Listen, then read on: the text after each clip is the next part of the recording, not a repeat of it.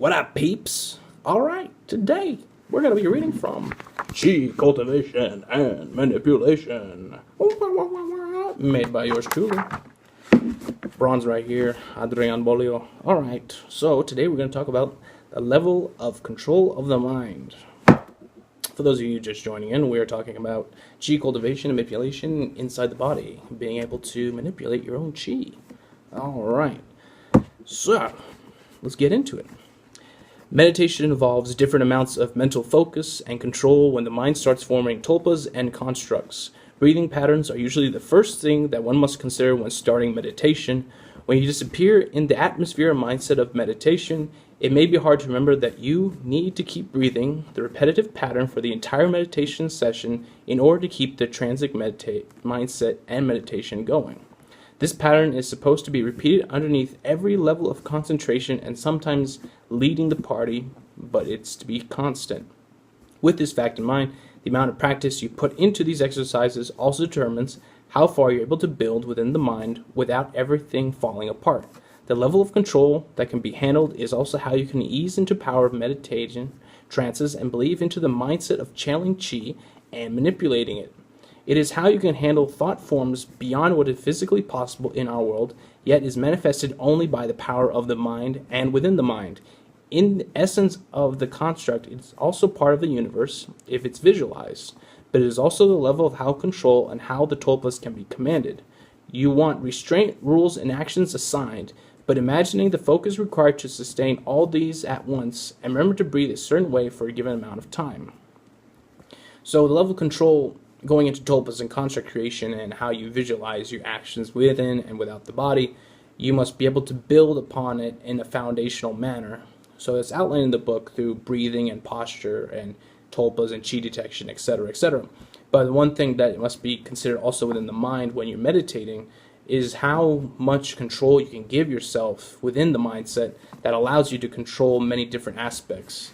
If you were to give an example of a person, if you imagine an imaginary person, the color of their hair, the skin, their eye color, maybe how they smell, maybe how they act when you're not paying attention or how they act when you do pay attention. The more attributes and characteristics you give it, you must be able to balance them out within your mind. You must be able to visualize it.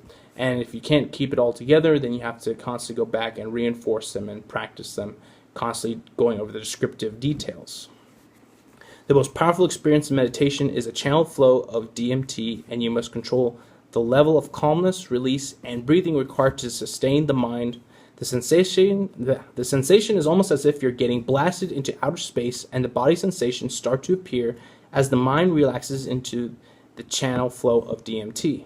The feeling can be so strong and unnerving to untrained and unstrengthened minds that it will cease the meditation from going any further. The person would wake from the trance immediately as it begins and be saddened when knowing that it had be held any longer controlled their emotions. They would have had a wonderful trip to fairyland. This is of course what happens during sleep, but we are not conscious to the feeling of the release of more DMT. To feel and experience this higher level of energy, the body and mind must be ready to voluntarily accept the ride and know everything will be alright. More experienced cultivators may still find the energy surge in the head too volatile and powerful, and yet they persist knowing that it's the highest level of learning and practice. This extends beyond just chi cultivation and manipulation because these channeled trances are a doorway to a higher consciousness experiences. Previously unknown answers and bits of information are given to people under this mindset when otherwise have no knowledge of it before. So this is talking about Kundalini and how when you can control your emotions and control the surge and just surrender to everything under this mindset, you're allowing yourself to give yourself a lot easier into this, and you can perceive what those effects have on your body a lot better than if you were to suddenly wake up, because you can get jolted out of it. I've had fair experiences where I'll go up and there'll be the pressure on my pineal gland, like it's pinching like a clamp, and it's getting to the point where I'm like, well, if I hold on, I could keep going, but as I'm holding on and rising and breathing and doing everything right and surrendering myself and letting go, it hurts. It gets to the point where all the emotion is building up and it's too intense. So if you cannot handle that, you have to go back to basics and you have to really work with the emotion and with the attributes to get yourself through that journey. It's a little nerve-wracking going through it. Each cultivator must learn to defense as much as offense. This must be able to calm themselves for long periods of time, as well as to learn to cultivate while in action. Adding chi manipulation to a DMT trance is even more difficult because both balancing energy and tulpa concentration. In practical uses, just thinking about applying the mindset of chi manipulation to life can produce measurable results compared to others who do not cultivate. For example, after taking a couple seconds to ground themselves, the cultivators seem more awake and aware. By collecting chi in their chest and focusing on their breathing, the cultivator's level of control of their emotions becomes stable and directions become clearer. There is a level of control when activating the pineal gland to become clear. To get extra energy, the chest to be grounded in motivation and spirit. So I'll go back to it. By collecting chi in their chest and focusing on their breathing, the cultivator's level of control of their emotions becomes stable and directions become clearer. There's a level of control when activating the pineal gland to get extra energy, the chest to be grounded in motivation and spirit, or the abdomen to feel comfortable in the space you inhabit. These regions are known as chakras, and they have different purposes in the body and represent different abilities and focuses. Practicing chi flow to these specific chakras can yield results within a couple seconds. The path of action is to first visualize with the action and to go to these regions. Breathing patterns techniques will also come into play when you cultivate and will become involuntary actions once you learn how to control the breathing as its own tulpa.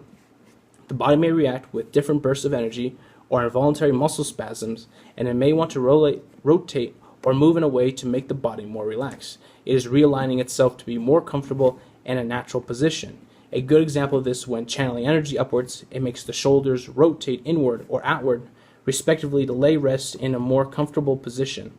As the chi passes the shoulders into the heart, the human heartbeat becomes apparent, and only after the shoulders are become relaxed. So not only can reality be controlled on a subconscious level, it can be controlled on a conscious level through controlling chi and getting the mindset under control. So we practice unconscious by doing conscious. So the breathing pattern over and over again becomes an unconscious motion. You don't need to force it. It becomes a natural tulpa within you. And then talking about the different chakras, you can practice where you want to channel the chi, and depending on how much level of control or how much power you give each chakra, you can exhibit different characteristics based off of that. You can perfect, or you can hone, or you can work on different attributes of yourself based on those different chakras. So the pineal gland for kundalini and rising the energy, that's for knowledge and wisdom and experiencing bliss, as well as perceiving a greater sense of the world and having a greater appreciation of the world, versus the chest, which is more of a commanding and more of a virtual, more of a spirit. You have a drive within you. That's the chest. And then like the abdomen is being able to be comfortable where you are. You're relaxed. You're in a place where you can sit or stand or be comfortable where you are, because that is the grounding center of you. And then below, of course, you have sex organs. Above you, the neck chakra and the stomach. The different ones all have different respects, and they'll be covered within the book as well as different topics. The idea of applying chi into real-life situations is only possible after being able to control chi in easier positions. Meditation is a sandbox level, the infinite expanse, and it is also the place where everything is possible in tulpa construction and chi manipulation. However, it's limited by the range of motion and the fact that inactive meditation is sitting or standing in one spot. The limitations of meditation are related to its physical aspect to plants, animals, other humans, metals, stones, etc. The mind is the sandbox, but the world is also another sandbox. And meditation will not be able to interact to external forces as well as doing it in person.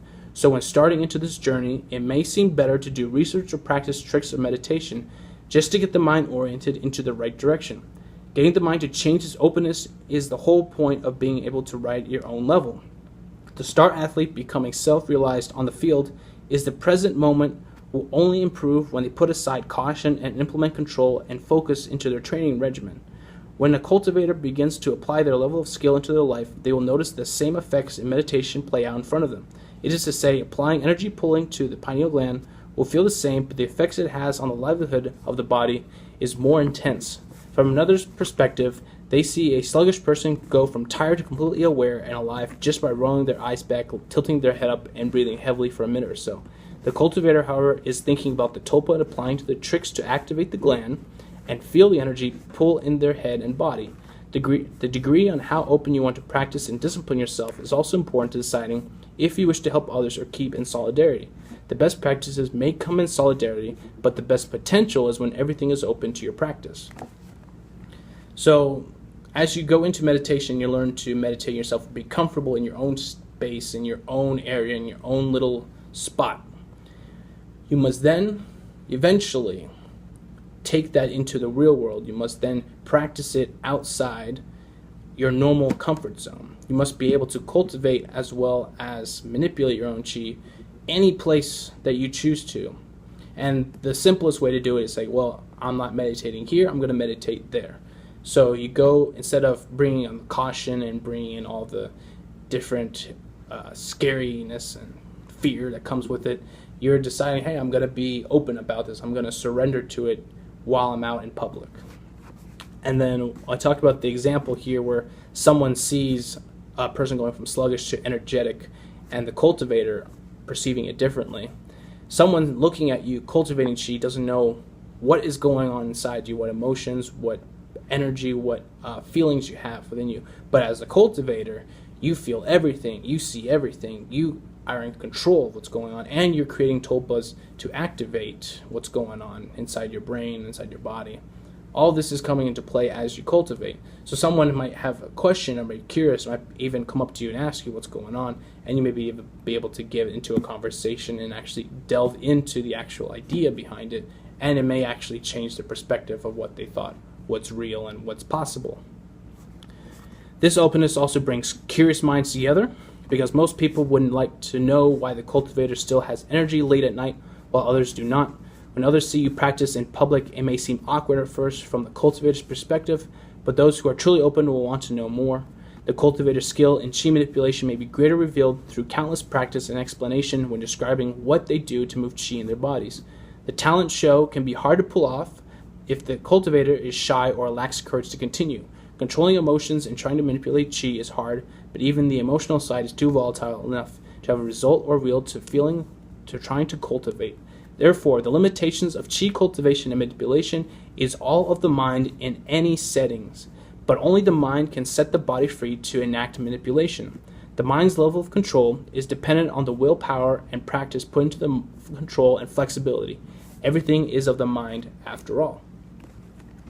So I keep trying to reinforce this. Everything is of the mind after all. Reality, how you perceive it, how you shape it, how you feel it, how you interact with it.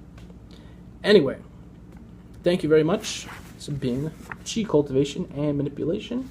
If you wish to support the channel, you may buy this book and DMT Meditation on Amazon. This book is $10 and DMT is $7. Links are in description. All right. Thank you very much. I'll see you folks later.